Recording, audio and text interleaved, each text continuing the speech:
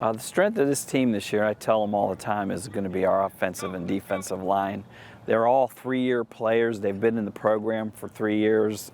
They're all returning players. So we tell them it all starts offensively with the offensive line, and defensively, those guys causing havoc against the opposing offense.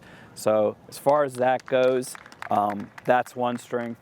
And then number two, this is a great group of kids. They seem to be getting along good. There's no distractions anywhere between any kids.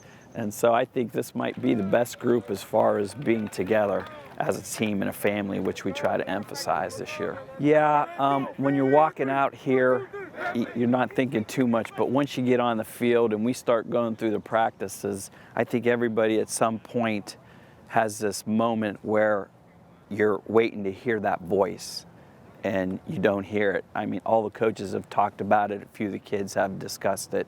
So it's kind of eerie there, but business is as usual. I think he established such a great routine and program and fundamentals here that everybody knows what to do. So we just walk out on the field and we get our work done. But there is that moment every now and then when you're waiting to hear that voice and you don't.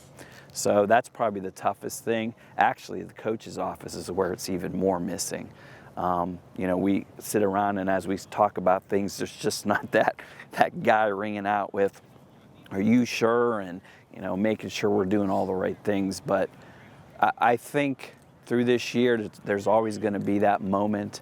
So what we've decided to do too is when the kids come out through the tunnel there before a game, is we're going to flash pictures of Coach up on the board so that it tells all of us he's there with us.